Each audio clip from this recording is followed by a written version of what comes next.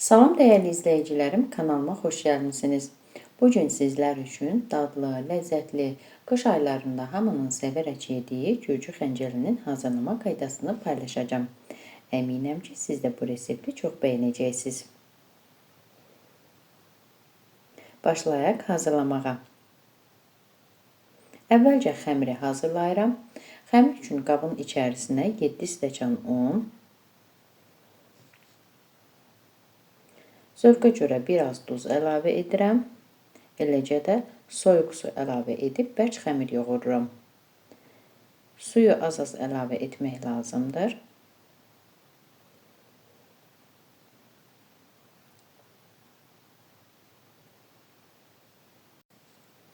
Gürcü xəncəlinin xəmirini çox yoğurmaq lazımdır ki, xəmirin içərisində düyünlər qalmasın.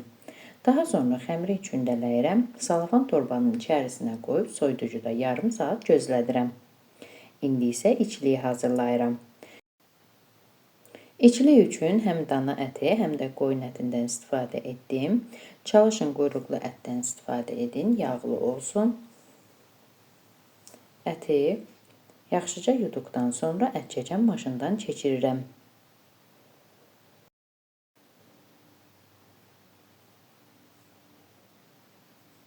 Əti keçirdikdən sonra 1 ədəd iri soğan, eləcə də 2 diş sarımsağı da ət çəkən maşından keçirirəm. Gürcü xəncəlinin ətinə sarımsaq qatdıqda daha dadlı, ləzzətli alınır.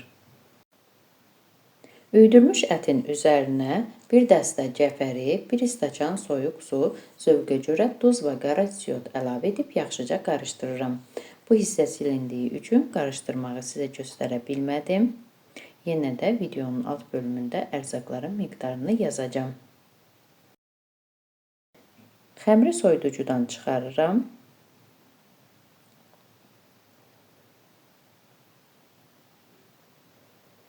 İki bərabər hissəyə bölürəm.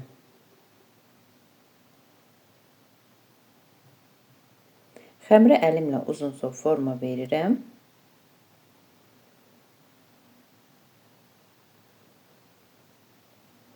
Beləcə kiçik kündələrə bölürəm.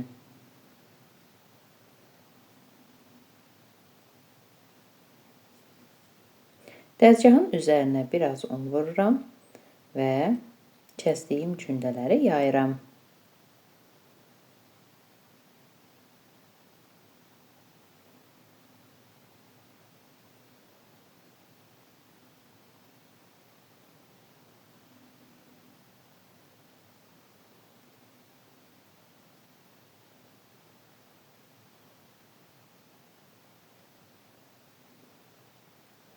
Bu qayda ilə yaydıqdan sonra kiçik bir qabın içərisinə yerləşdirirəm. İçərisinə isə hazırladığım içliyi tökürəm.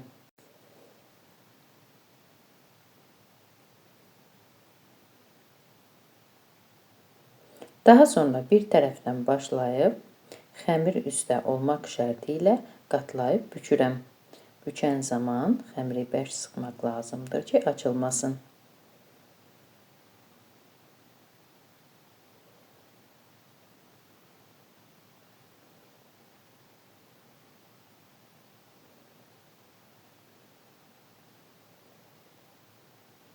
Sonda yenə də xəmiri əlimlə bərk sıxıram və artıq hissəni bıçaqla kəsirəm.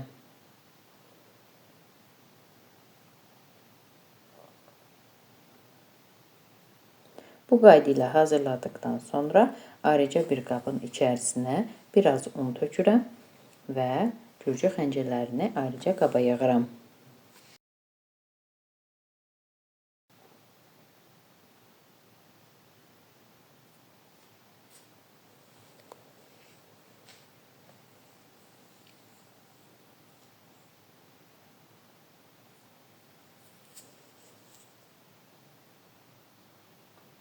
Beləcə büküb hazırladıqdan sonra da qabı soyuducuya, yəni dondurucuya yerləşdirib saxlaya bilərsiniz. Tam donduqdan sonra isə çıxarıb salafan torbalara yığıb dondurucuda istədiyiniz qədər saxlamaq olar.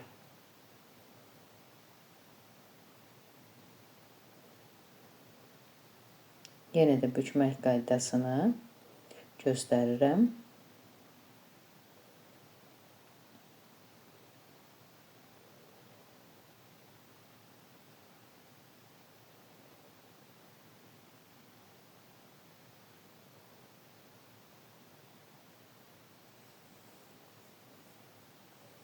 Gürcü xəncəlini bişirmək üçün ayrıca bir qazanda su qoyuram. Su qaynağa düşdükdən sonra içərisinə zövqə görə duz əlavə edirəm. Xəncəlləri üzü aşağı olmaq şərti ilə qaynayan suyun içərisinə əlavə edirəm.